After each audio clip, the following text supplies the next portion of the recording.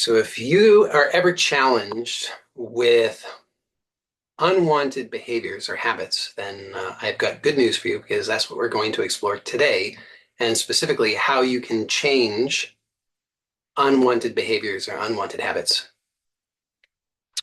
And I want to be clear that this applies across the board to any kind of unwanted behaviors. So sometimes people will say that they have addictions, and what they're really referring to are unwanted behaviors that they engage in.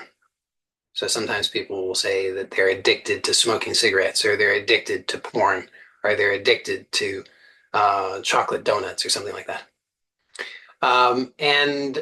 So what I'm going to share with you today applies to that kind of thing. And this also applies to any of the unwanted behaviors or habits that you might engage in. So, um, you know, any of big or small, whatever they might be, they all have some things in common. And so that's what we're going to explore today. And specifically, I'm going to share with you uh, possibly 5 steps that will be helpful for you in understanding these behaviors and then understanding what you could do differently so that you could make the changes that you want.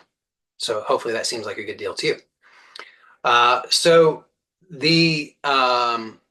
the first thing is to understand that the way that you think and speak about these things does matter. And sometimes people will trivialize this because they say, well, what does it matter? It's just semantics. Who cares what I call it? But it does matter. I mentioned that sometimes people will say that they are addicted to things. Now, I do want to be clear that there is the possibility in certain instances of actual physical dependence. And that's not what I'm referring to here. So what I'm referring to here are those things where people use the word like addiction, but they're not actually talking about a physical dependence. What they're talking about is a habit of behavior. Now, not to say that there might not be habituation to something. Okay, so there certainly might be, and that might produce in some cases some um, discomfort, physical discomfort in discontinuing certain behaviors. But that's different from physical dependence. So I'm not talking about physical dependence. I'm talking about uh, habitual behaviors. And so when people speak about their behaviors as addictions, for example, then that becomes problematic because in order to think about or speak about something, you actually have to create that representation for yourself in your own mind. And so just think about this. If sometimes people will say that they are trapped. You ever heard somebody say they're trapped? Maybe you've thought about yourself being trapped in some way, in some situation in life, but you're not actually literally trapped, right? It's not like a person is literally in a trap. But if they say that they're trapped, then in order to think that, they have to create that representation for themselves first. And so they're actually creating a representation of being trapped, actually being stuck in a trap. Now, if you were to just imagine yourself stuck in a trap, I'm thinking about I don't remember which one. You remember those movies, the Mad Max? You remember those movies? There's one, I think it was the first of those movies. There was the main character. It's these sort of dystopian movies, dystopian movies, and the main character in one of these at one point chains a person to a car. I think it was to a car, and then it's been a long time since I saw the movie, but I think he gives him a hacksaw and he tells him, this car is gonna blow up in however much time. And it will take you more than that much time to cut through the chains using this saw, but you can cut through your own leg in less time. So that's being trapped. Okay, just to put it in context, that's being trapped. So you cannot actually get out of the trap without something like cutting off your own leg. Okay. So if you imagine being trapped, then how many options do you have available to you if you're trapped? Not many. And they're not very good options. All of the options which you're imagining are available to you are not very good. So that's the power of the way you think about something. So if you think I'm trapped, then you're saying I have very few options and none of them are any good. But actually, that's not true. We always have far more options than what we're considering.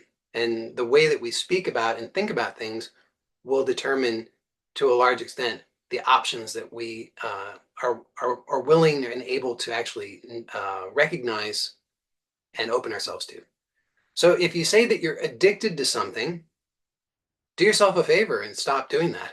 Instead, tell the truth, which is that you're choosing to engage in behaviors that you would like to not choose to do any longer. Notice how different that is. If you're choosing to do something, which is the truth, you're choosing, right? I mean, you're choosing the things that you do in your life. Nobody else is doing that. Just in case you didn't know that, now you know. You're choosing the things that you do in your life. And if you're telling yourself something other than that, if you say, I have to, you ever tell yourself that? I have to do something, I should do something, I don't have time. You ever tell yourself that? I don't have time. Have you ever told somebody else that? I don't have time. I'd love to, but I don't have time. I'm too busy. It's nonsense. You know how much time you have? The same as everybody else. Yeah, everybody's got 24 hours in a day. You're no different than anybody else. You don't have less time. You just make choices, as we all do, right? So we all make choices with what we do.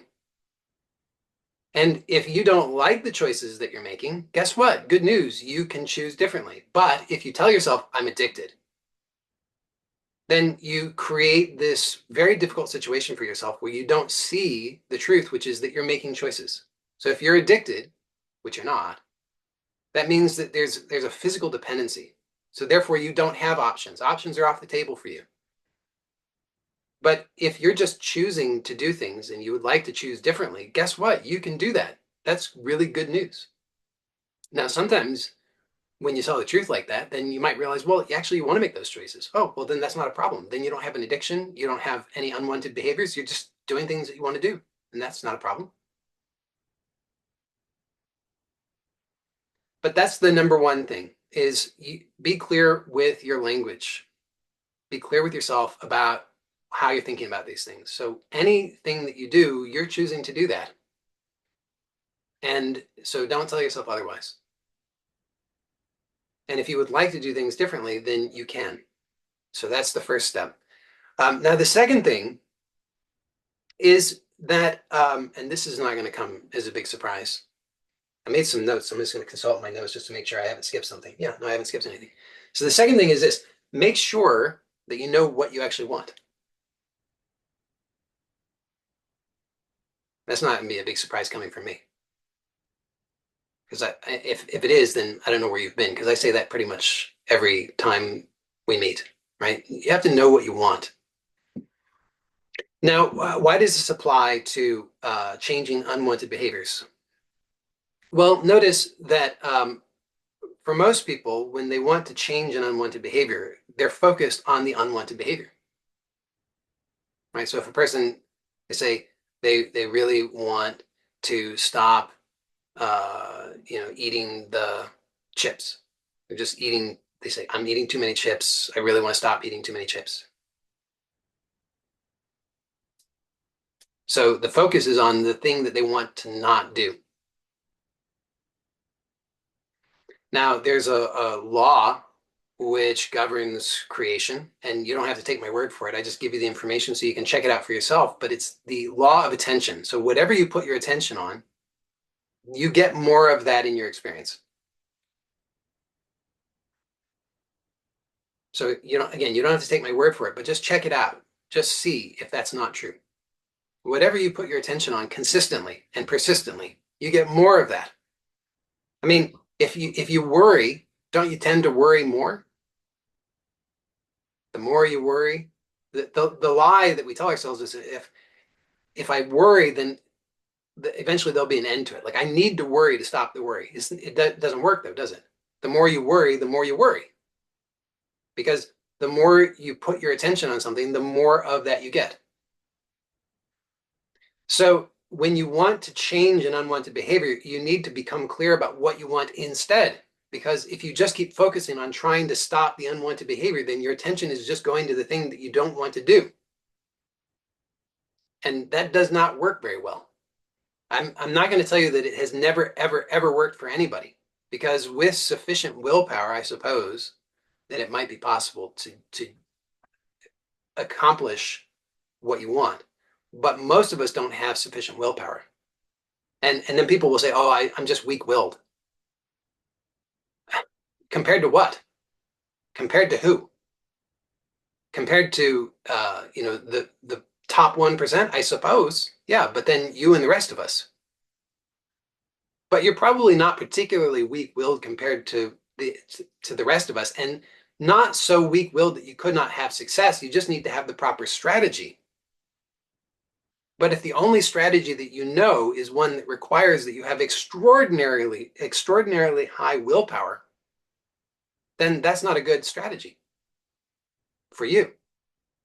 And you could just forever just sit around and say, woe is me, I'm weak-willed. But that's not helping you to get the results that you want. So a different strategy that will work way better is get clear on what you want and then put your attention on that. So here's 5 really powerful words that I recommend that you remember. You could write them down. What do I want instead? What do I want instead? So anytime that you find yourself dwelling on the thing that you don't want, from now on, remember those words and ask yourself, what do I want instead? I shouldn't do this. I shouldn't do this. I shouldn't do this. Well, what do I want instead? If only I wouldn't do this. What do I want instead? I wish I wouldn't. What do I want instead? I'll never be able to stop. What do I want instead?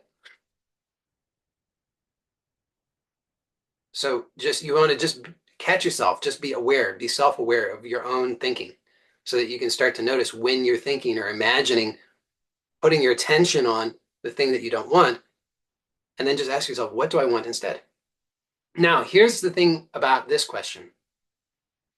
Most people make a fatal mistake. They answer the question by just rephrasing what they don't want. Okay, so if I say, I'm addicted to eating chips. Can't stop eating chips. I wish I could stop eating chips. And then I say, okay, what do I want instead? Joey said, ask myself, what do I want instead? Okay, what do I want instead? I want to stop eating chips.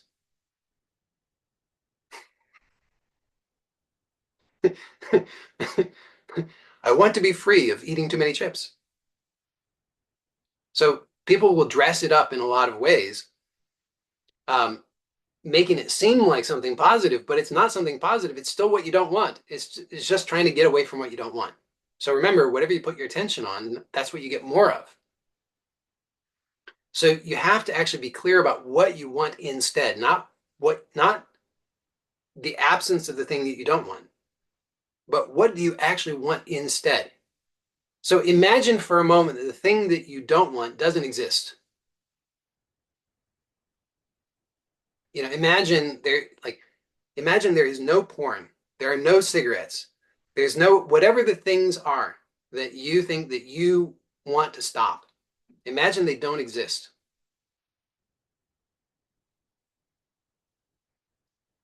Now what? What do you want instead? You can't think about those things because they don't exist. What do you want instead? What are you doing now in your ideal world when those things don't exist?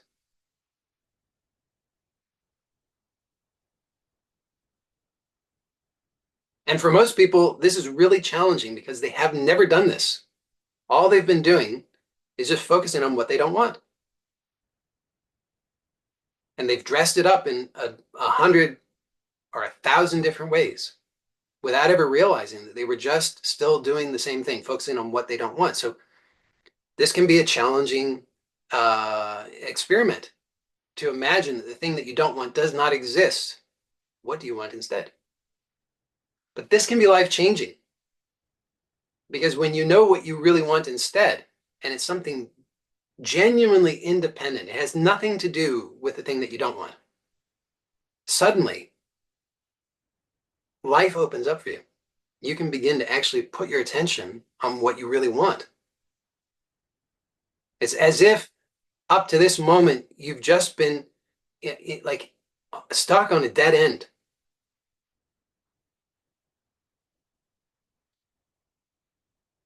I'm going to reference another movie. Remember Austin Powers?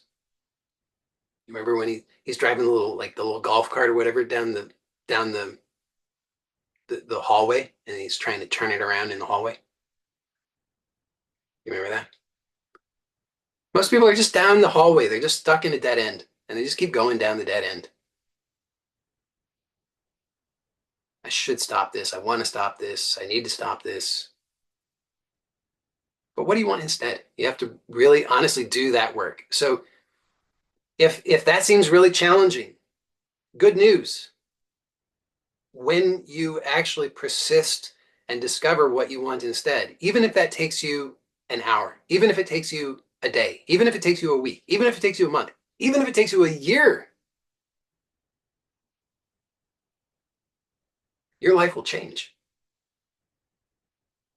So it's really well worth it because otherwise you're going to keep doing the same thing and therefore you'll keep getting the same results. If you want a change, you owe it to yourself to take that fundamental step and get clear about what you want instead. Okay, so now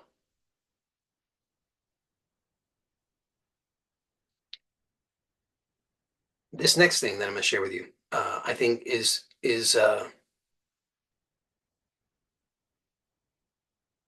really, really powerful. So you want to be aware that whenever you do something, that there is a process.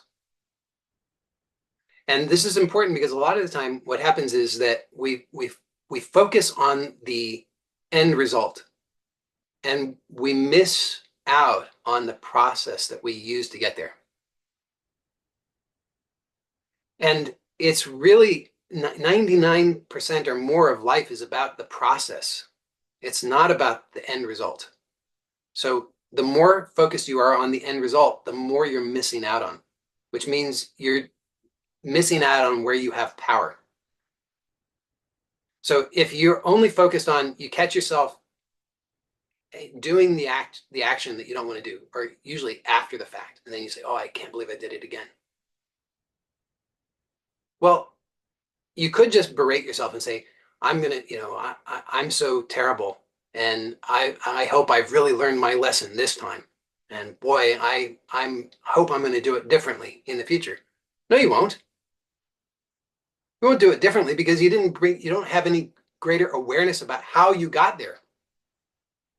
If you don't know about the process, then what will happen is you will still not have awareness until after the fact. You need to have more awareness about what the process is that leads you to that end result, because the process starts long before the end result. So this is true of everything in life. Everything, every action that we take starts with a process inwardly. So think about it. Anything that you want to do, if it's tying your shoes, you don't just tie your shoes. Most of us are unaware, so we think we just tie our shoes, but it's not true. You can't just tie your shoes. There's an inner process that starts that leads to the outer action. So the outer action, in many cases, is also a process. So if you wanted to tie your shoes, first of all, I mean, you wouldn't have to put them on, but presumably you'd want to put them on before you tied them. Okay. And if you don't already have your shoes on, then and you're not near to the shoes, you would probably need to get the shoes. So you'd probably need to move from where you are to where the shoes are, and then put the shoes on and then tie them. So before you actually tie your shoes, there's a whole process that has to happen externally. You have to move yourself to where the shoes are. You have to get them, put them on your feet, and then tie them. But before that outer process occurs, there's an inner process that happens. So first of all, you would have to imagine your shoes, and you'd have to imagine putting them on. You'd have to imagine tying them. Because otherwise you wouldn't know how to do it. You wouldn't know to do it at all. You have to imagine it first. Most people are not aware of this, but it's true. Just check it out. You imagine everything you do before you do it. And before you're going to imagine doing it, there's some prompt that signals you to begin that process of imagining. There has to be, right? I mean, there has to be a beginning to it. There's a moment before which you're not thinking of tying your shoes, and then something happens, and then you start imagining tying your shoes, and then you get up and you go get your shoes, you put them on, and you tie them. So you want if you want to change something, you want to become aware of that whole process, and ideally as early on as possible. So here's something really interesting. If you can intervene at the earliest point, it gives you the maximum leverage to make the change. So what is it that signals you to begin that inner process that leads to the outer activity? So think about some behavior you would like to change.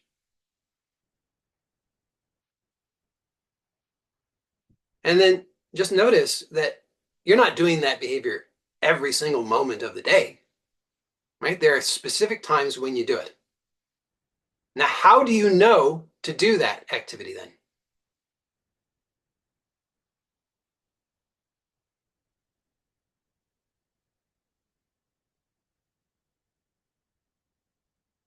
And for the overwhelming majority of people, uh, you actually see something. You have an image that you use to cue that activity.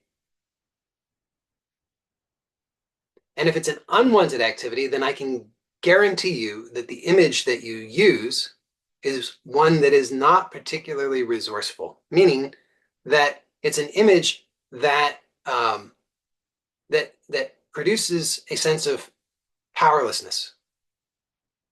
It creates a bad feeling in you. It creates a feeling that you have no power, you have no choice, and you are therefore compelled to do this action. Now, for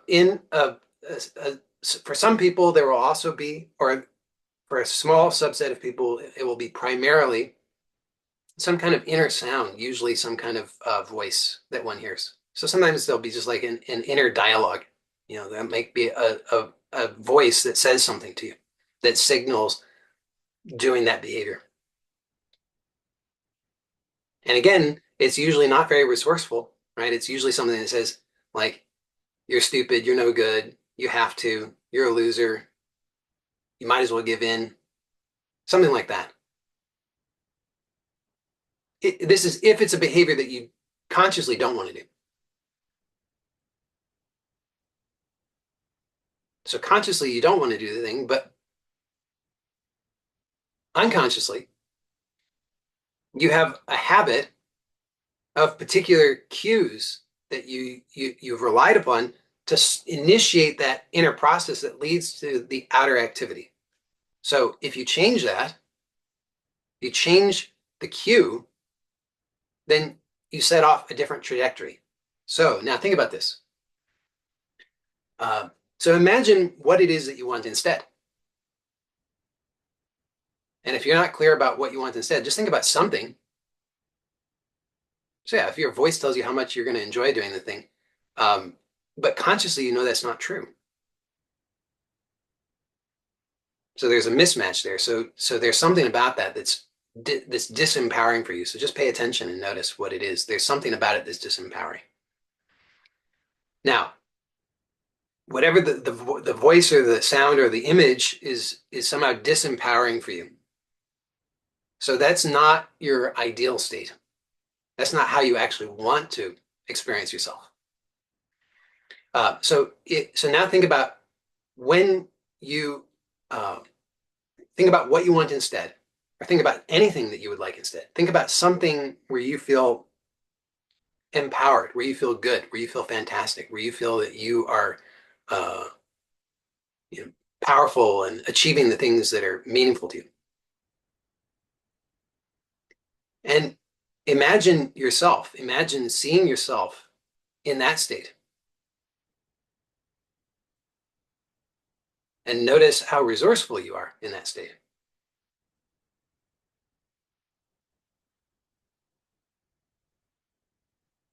So I don't know exactly what inner resources you're connecting to in that state, but probably things like empowerment, happiness, joy, peace, calm, fulfillment, enthusiasm, love, things like that, right? So this would be your ideal image of yourself. This is who you want to be. This is who you are when you are achieving what you want. So now, how would it be if every time, so if every time that you used to cue yourself with that old image or sound, what if instead you replaced it with this new image of yourself? What if you replaced it with this image of yourself as resourceful, accessing all of what it is that you really want to be, who you know that you can be?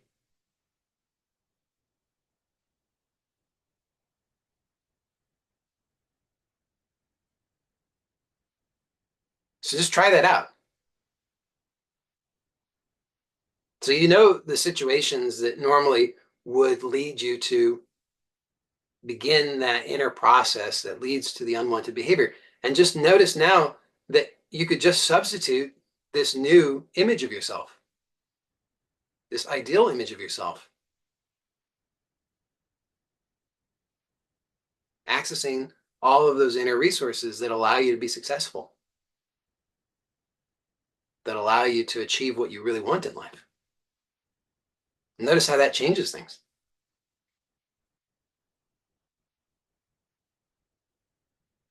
And what's amazing is that your so your subconscious wants to do what works best. I mean, it makes sense, right? You want to have good results in your life, so all parts of you want what's going to give you the best results. It's just that you had subconscious learning up to now that was not perfectly in alignment with what you want consciously. But now that you've given yourself this new way of doing things that gives you better results, your subconscious will simply accept that because it gives you better results. So just think about it. In the past, you learned that under certain circumstances, you should cue this particular sequence of events, starting with that non-resourceful image or sound. And now you've learned that you can do it differently. You've learned that you can instead replace it with this resourceful image of yourself, which naturally leads to a different outcome. Therefore, you have better experiences. So your subconscious will naturally accept that because it's more congruent with what you really want. So this is positive learning. So you will naturally accept that. I'm just going to consult my notes here. Right. So those three things that I've shared with you so far are sufficient really to make any positive change. And you don't really need anything beyond that. But I'm going to give you a few other things that are really, they're like icing on the cake. So the next thing is this, that when you, so, and this is information that I got from from James Clear, who's the author of Atomic Habits. So I never I never actually read his book, but a number of years ago, I think I listened to an interview with him, and his his argument was very compelling, and it had a significant impact on my outlook in life. So he argues, among many other things, that habits are very important, and that habits are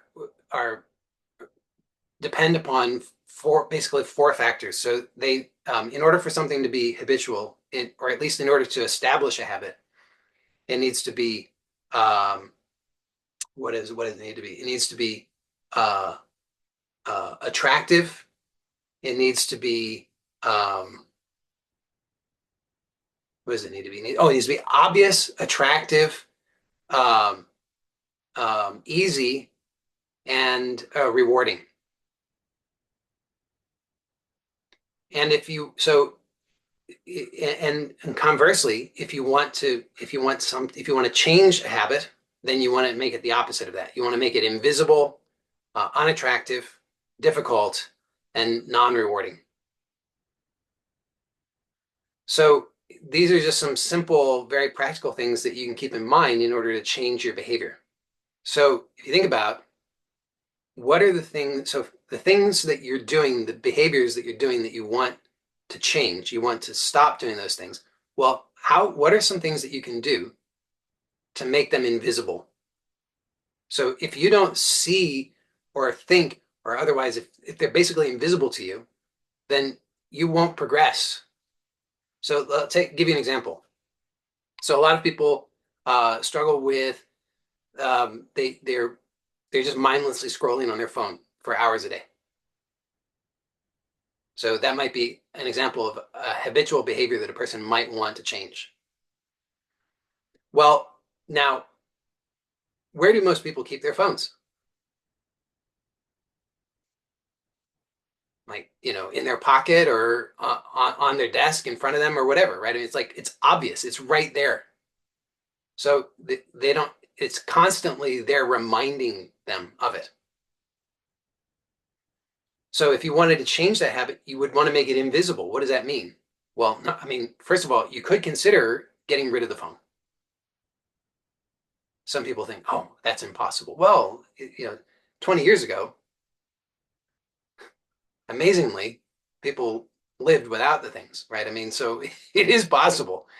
Um, but if you're not willing to do that, at the very least, you could put it somewhere out of sight, right? I mean, this is such a simple thing, but it's very effective. So if you just put it somewhere where it's out of sight, like away from you, far away from you. So the things, whatever the things are that if you just put them somewhere where you're not going to see them. With like the phone, maybe you choose to use the phone sometimes. Fine. But you don't need to have it in front of you or in your pocket at all times in order to use it sometimes, right? Like you could say, okay, I use the phone from 3 to 4 p.m. every day. Great. Where are you going to keep it the rest of the time? Perhaps you could put it at the back of a drawer somewhere in a box in some part of your house where you otherwise don't go. Therefore, you're not going to be seeing it and thinking about it all the time. You can make it difficult. So difficult would be using the example of the phone. So it's easy if the phone is not only right there, but it's also on, right? So then you're like, well, it's on. I'll grab it and I'll scroll because it's easy. I don't have to cover the attractive part because it's like the phone is designed to be attractive, right? I mean, there are companies that are spending a lot of money to make it very, very attractive to you. So there's not a lot that you're going to be able to do about that other than you could like take all the apps off of it. That would make it less attractive. But then you could make it more difficult by turning it off. Just just a little thing that's in your way that makes it a little bit more difficult, you'd be amazed how just a little bit more difficulty can make a big difference. So if you, in order to do the thing that activity, if there's an obstacle that makes it more difficult, you're less likely to do it. So just if with the example of the phone, if you just have it off, because you think about how long does it take to turn it on? Not that long, but long enough that it's more difficult. That if in your brain the impulse is, I'm bored, I'm going to reach for the phone and scroll.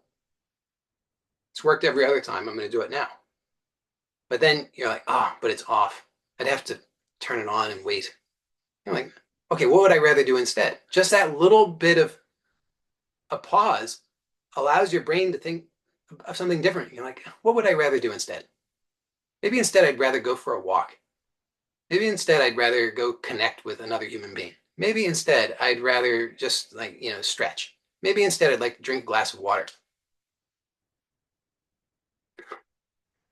So, so those are some suggestions that can make a big difference. And then you can also, for the things that you want to do instead. So initially, when you're going to make a change, so your brain resists change by and large because it requires energy. Making changes requires energy.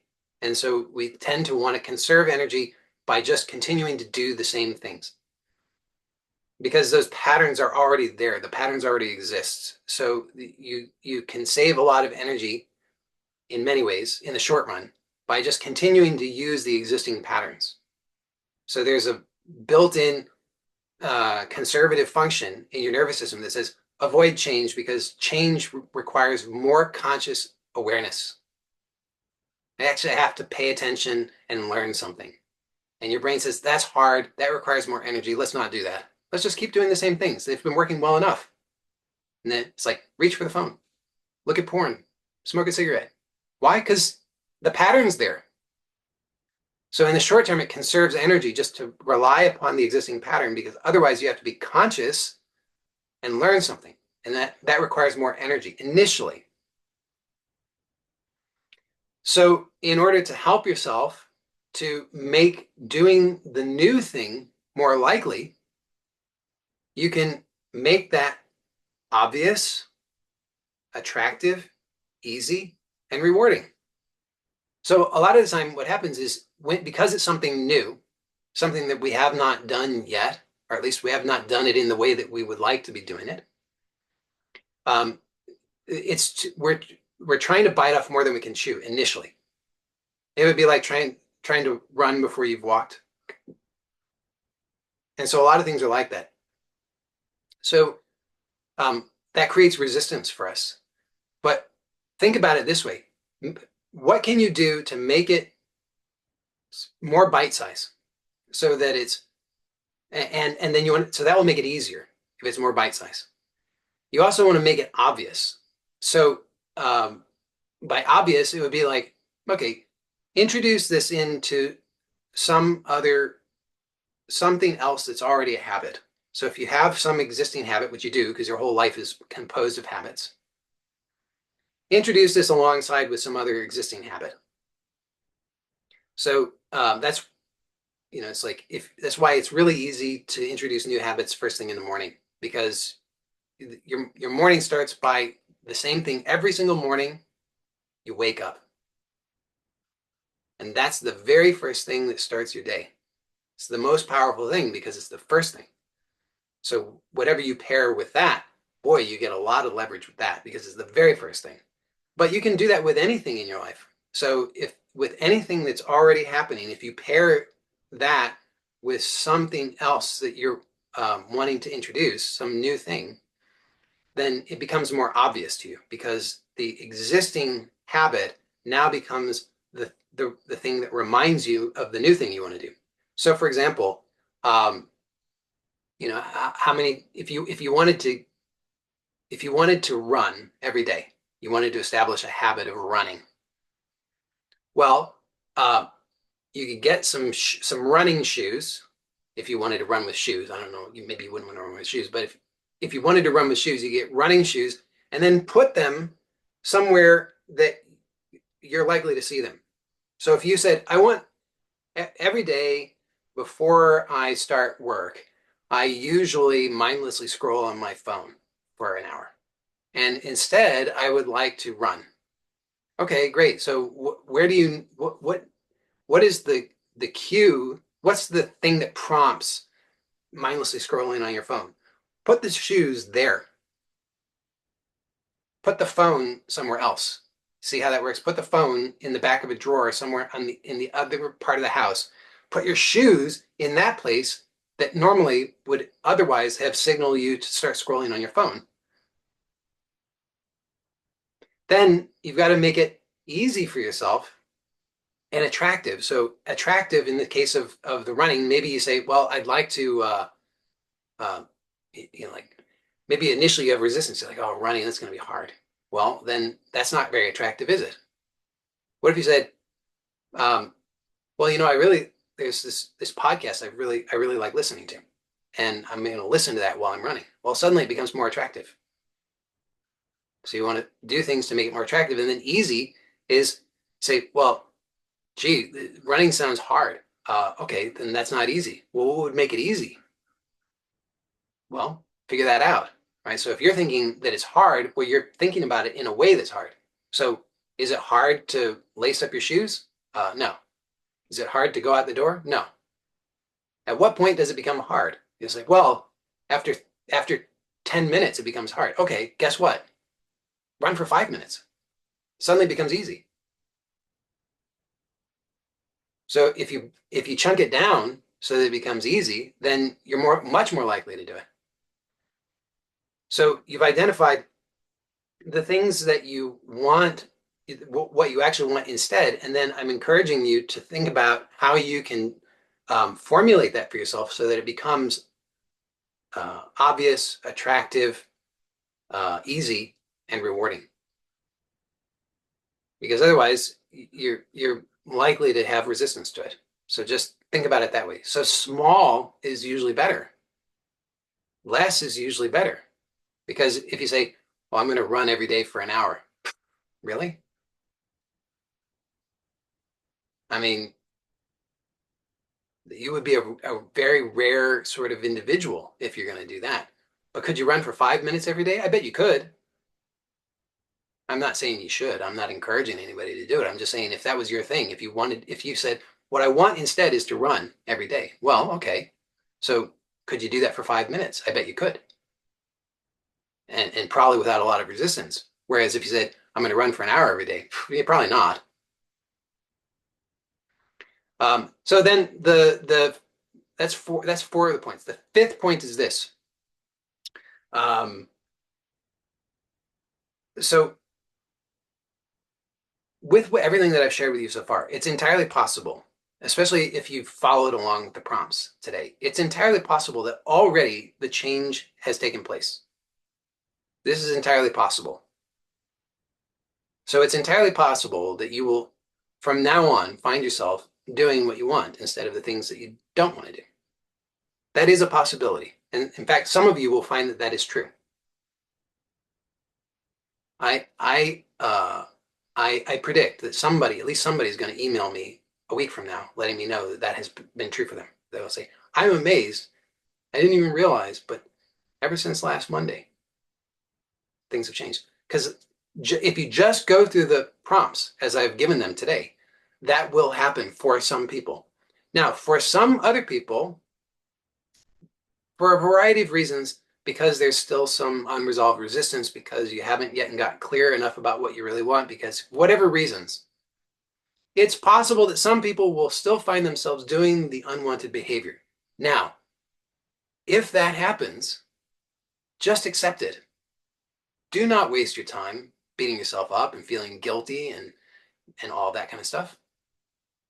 So remember that whatever is happening on the outside is the result of a process that started very subtly within. And you are making changes to that inner process. So it is inevitable as long as you persist that the change will happen outwardly. If it does not happen immediately, it just means that you did not yet sufficiently make the inner changes. Does that mean that you are doomed to failure? No. It just means you haven't yet fully made the changes internally. Can you make those changes? Absolutely. You definitely can. You can definitely succeed.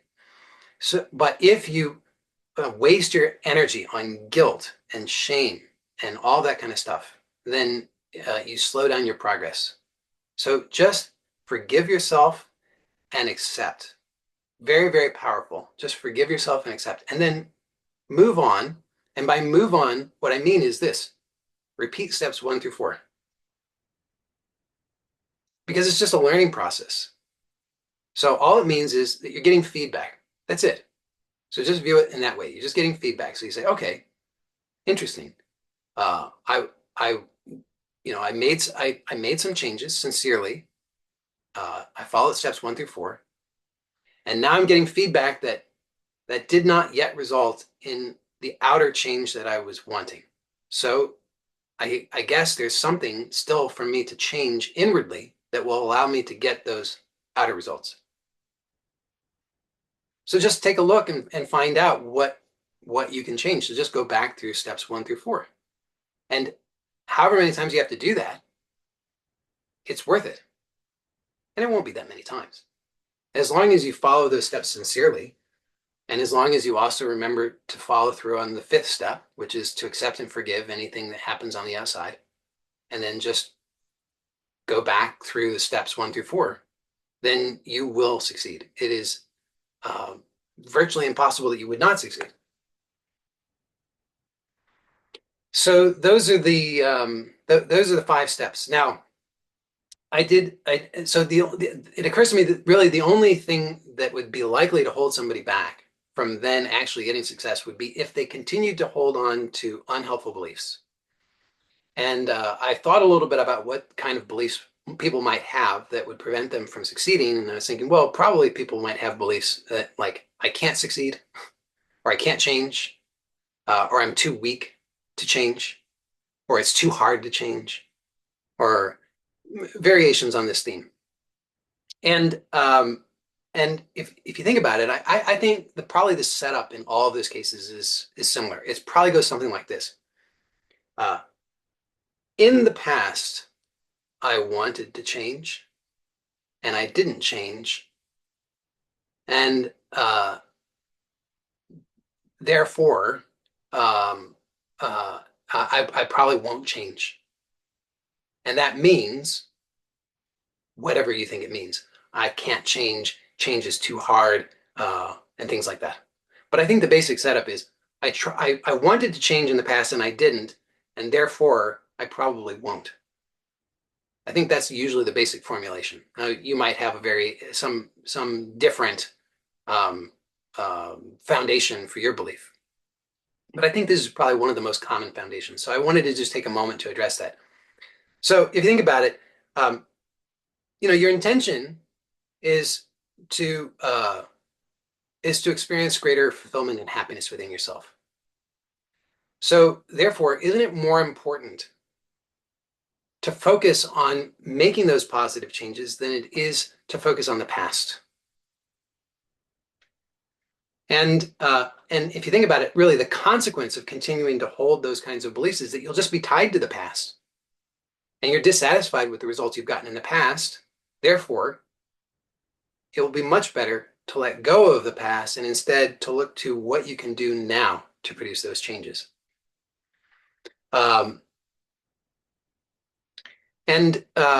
Here's a thought also.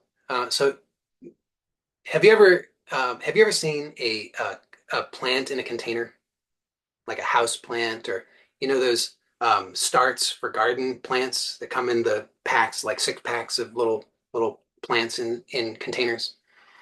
So sometimes when plants are grown in containers, they outgrow their containers. And if they remain in those containers that are too small, then they cannot grow. However, when they are transplanted from those containers into larger containers or into the ground, then suddenly they are allowed to grow. And so it's sort of like that. So you're not bound to the past. You just need to allow yourself the new freedom and the new opportunities that are available to you. And when you do that, then you also can grow. You could also think about, what specifically is the relationship between the past and your future outcomes. A lot of the time, people just assume that the past dictates the future. But what is that connection? Are you sure that there really is a causal connection there? And I'll suggest to you that there isn't.